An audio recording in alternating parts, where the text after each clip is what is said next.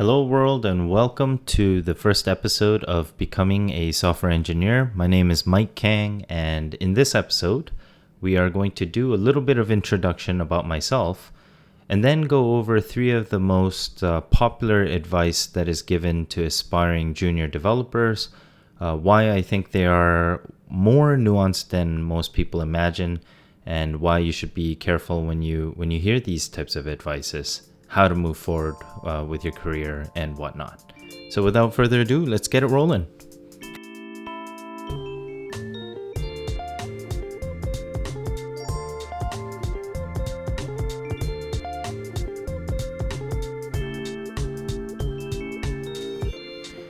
So first of all, I live in Toronto, Ontario, Canada. I started off in the entire startup space by working away in a one-bedroom apartment with a couple of co-founders. And we worked really, really hard, landed $1 million of funding, and worked away at that. That's really when I realized that, software is super important. And I wanted to learn software engineering for a long time. But I just didn't really have the time because the next opportunity that hit me was a product manager role. So I took that product management role, did it for a while, and then ultimately I said to myself, I have to do what I originally wanted to do, which is software engineering. And so I went to the University of Toronto computer science program. Then I realized that the industry absolutely doesn't need you to finish any of these types of programs. And so I left it, started an internship, did a couple of them, became a software engineer. And the latest thing that I did was engineering management at Clearco, which is a fintech unicorn here in Toronto. After finishing with that, I ended up doing my own startup again, and that's what I'm doing right now. So currently I'm a CEO and co-founder of LaunchUp. And what LaunchUp helps you to do is to learn software engineering over the long run and really make strong engineers, regardless of what stage you're in. So some of them are brand new, fresh beginners. Some of them are bootcamp graduates. And then we have those full-time software engineers who already have a good job.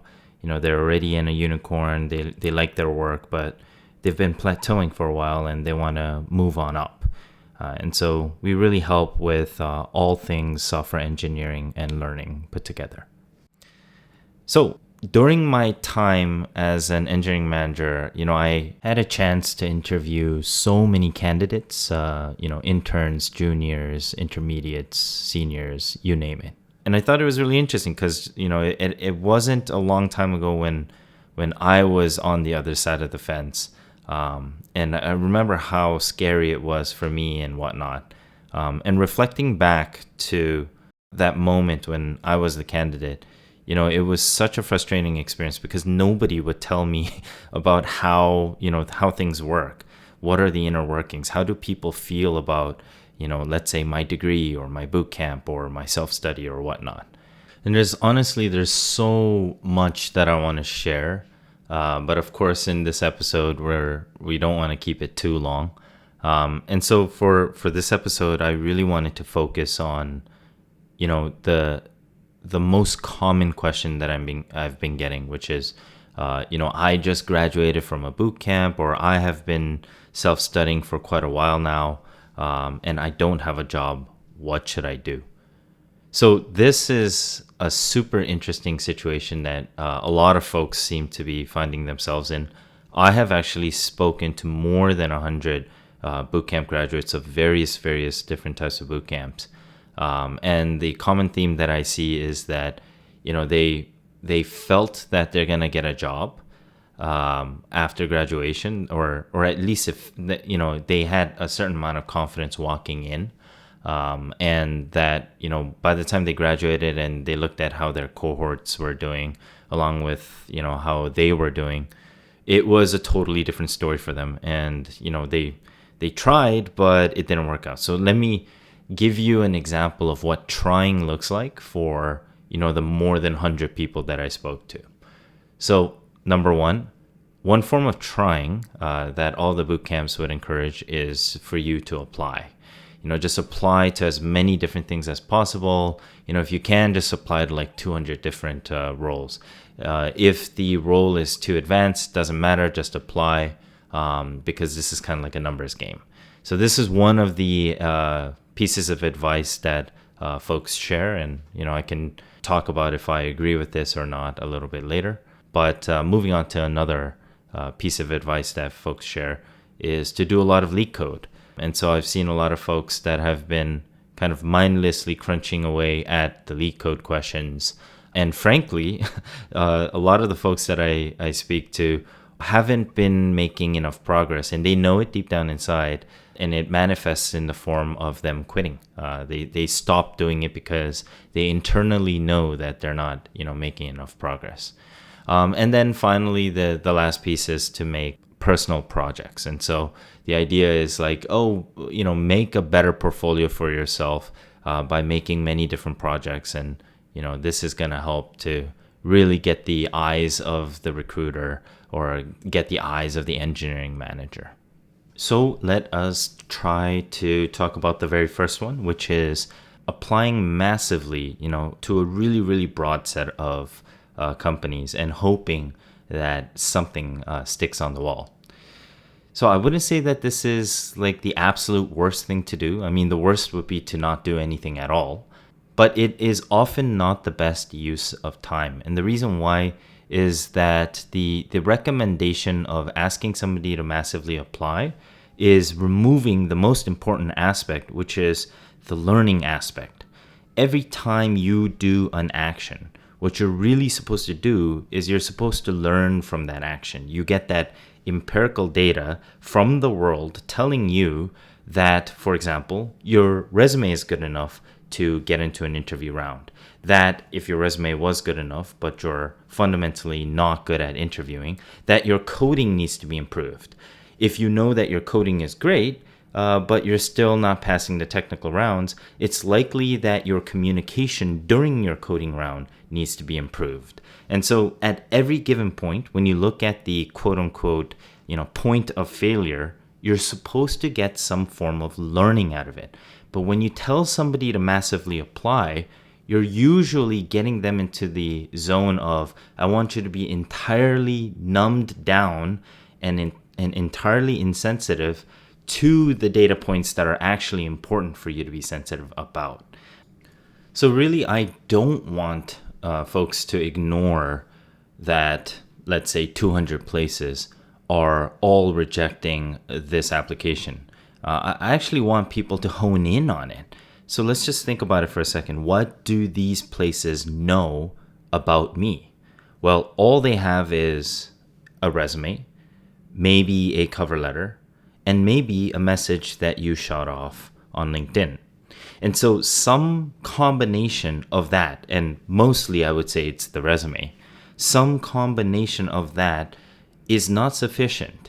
And I can assure you that if you did an experiment where you actually looked at a friend of yours who fundamentally had the exact same resume, but just tweaked a couple of things in there, for example, let's say the work experience, to have something that passes the threshold of most of these entities, the response would be entirely different, right? And so instead of ignoring the reason why folks are actually saying no, I think it's really important, although it might be a little bit challenging and sometimes even frustrating, I think it's super important to think about what stage am I being rejected and what can I do to improve that situation. And obviously for most people, the reason why they're getting rejected is because of that work experience. And the work experience part of things is something that we can probably talk about for hours and hours.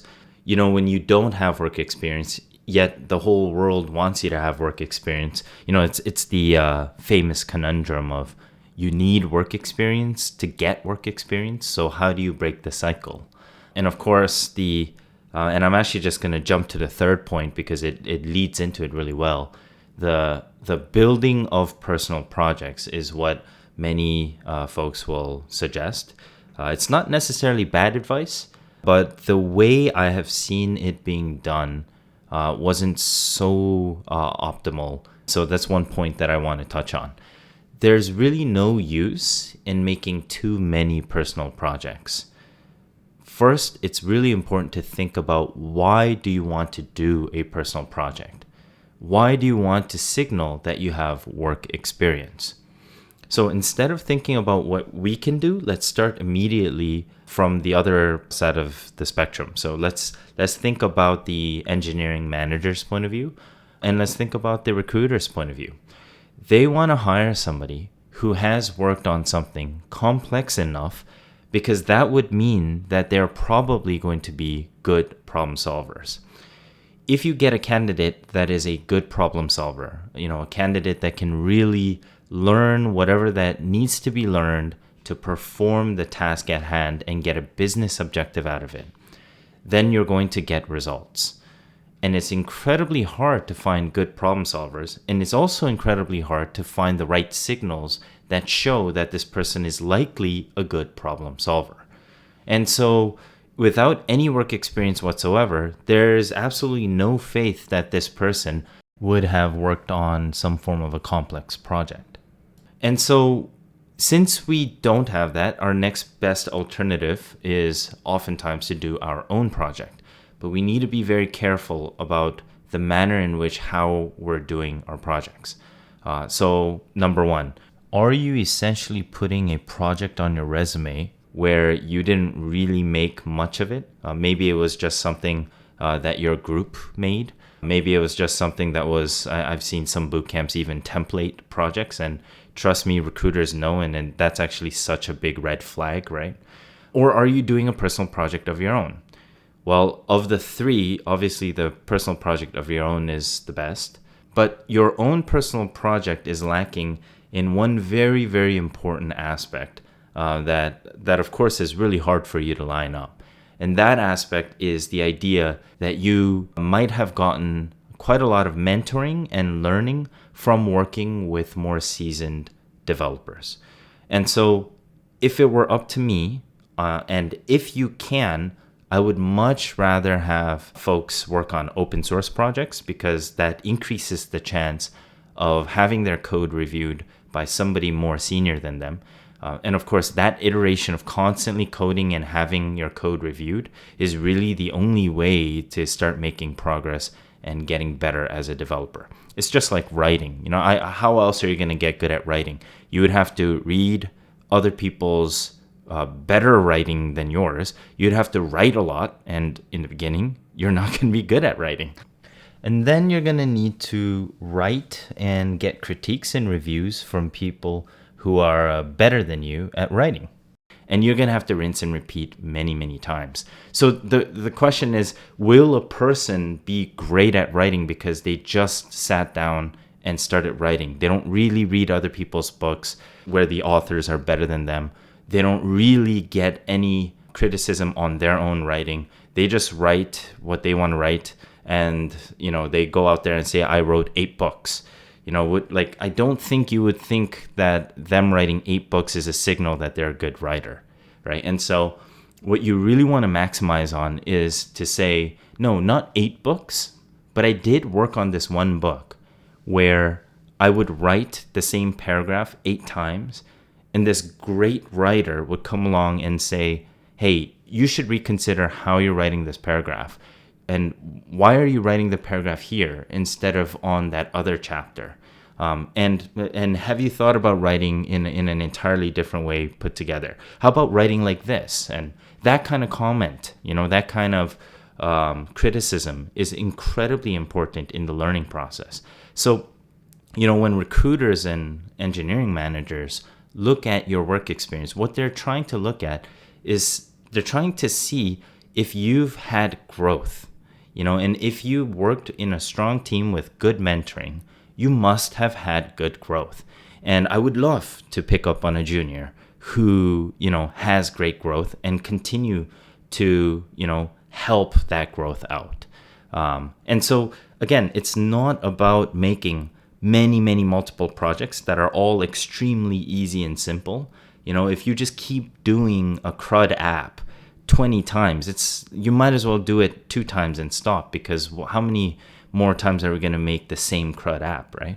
Another way to think about this is how, like, from the point of view of the recruiter or the engineering manager, how much time do they have?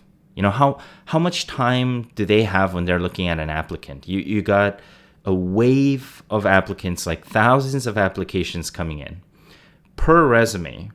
Unless that resume is signaling so much strength, we don't even have enough time to look at that resume, let alone the time to actually click into 20 of these projects or 8 of these projects or whatnot.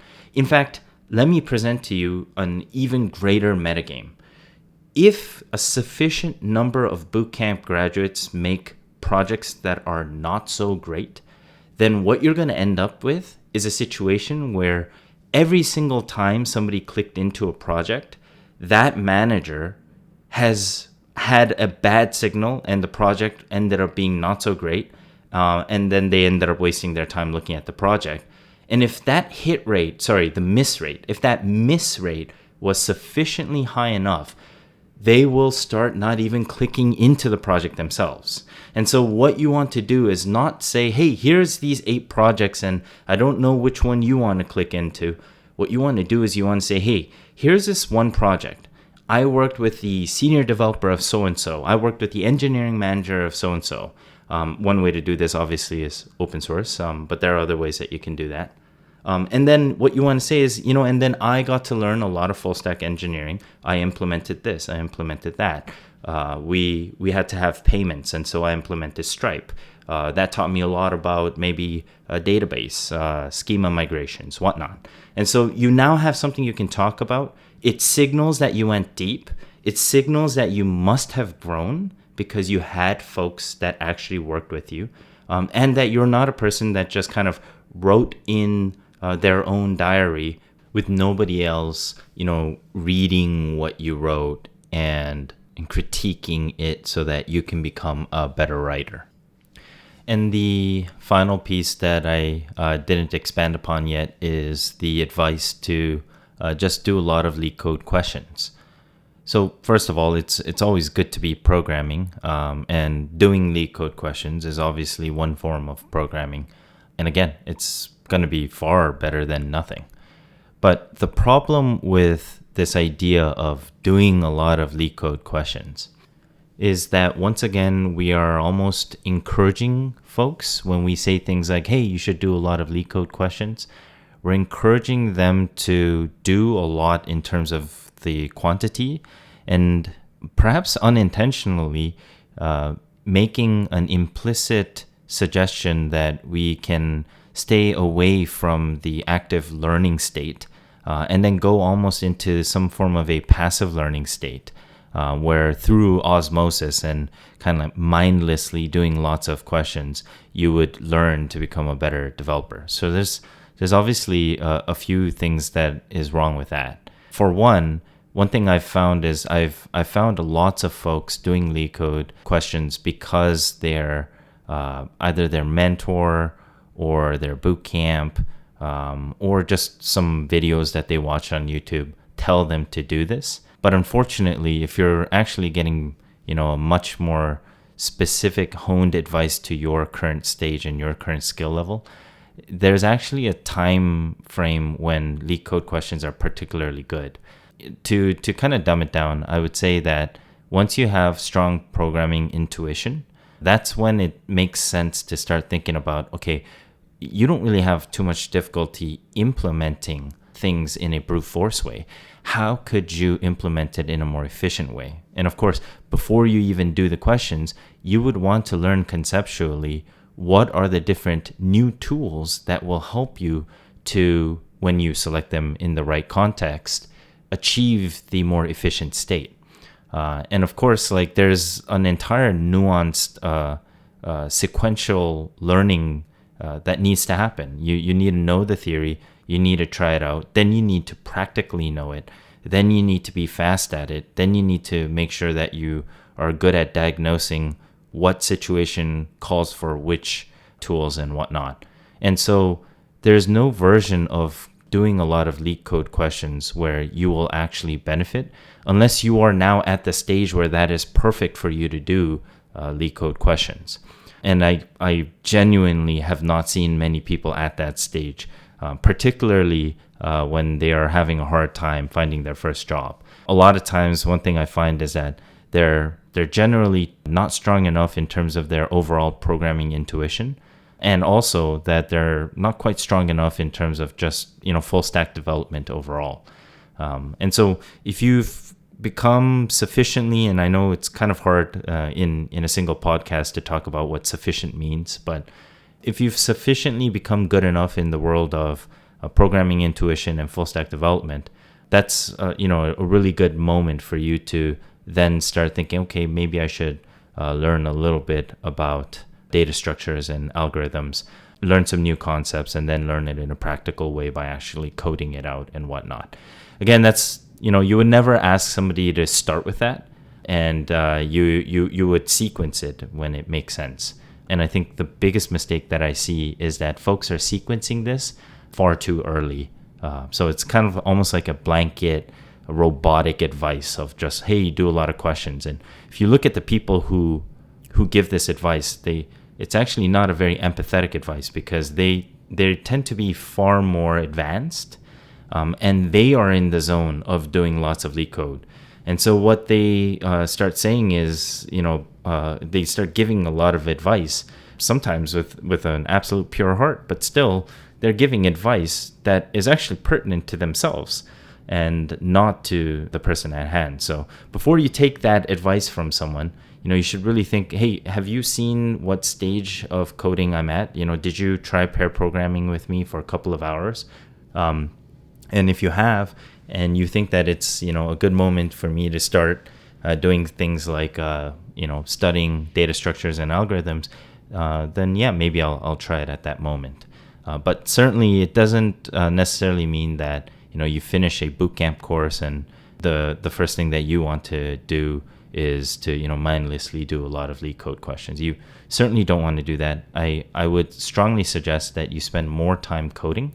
And again, it doesn't really matter if it's a personal project or if it's an open source, or if it's if you're lucky enough to have a strong group of friends that you can get involved in a project with. That also can be an avenue where you can have your code seen by people more senior to you. And as you get better with that, it'll become self-evident that, you'll be thinking, hey, I'm good at writing the code now, but can I write it better? And, that'll lead you down an entire new path of not just data structures and algorithms, but kind of learning more about software patterns and whatnot. So ultimately, after having spoken to so many bootcamp graduates and self-studying folks, everybody that really wants to have that junior position, what I can generally say, if I had to give one general piece of advice, it would be to not consider the job like a lottery process, even though there is an element of chance to the application. And the reason why is that you want to focus on what you can control. And what you can control is going deeper into projects, learning more and more sophisticated, complicated things, being able to prove it. You want to have that proof of work. You want to be able to prove that you can do more and more complex things. And as you're able to prove it, you will definitely want to update the resume to show that proof. And as you do that, you will get more and more people calling back saying, hey, I would like to interview you and whatnot. All right, well, that's the end of this one. And here's to all the mighty and brave folks who put on the learning hat again and decide not to quit and to go forward, into the territory of not knowing, feeling scared and whatnot. I was in your shoes. I've quit software engineering many times because I just didn't think that I would make it. And in the process, I really learned quite a lot about myself. And that's what this podcast is going to be about. It's going to be about how to break through your plateau and really become a software engineer in its truest sense. All right. Hope you all have a good one. And I will see you all in the next episode.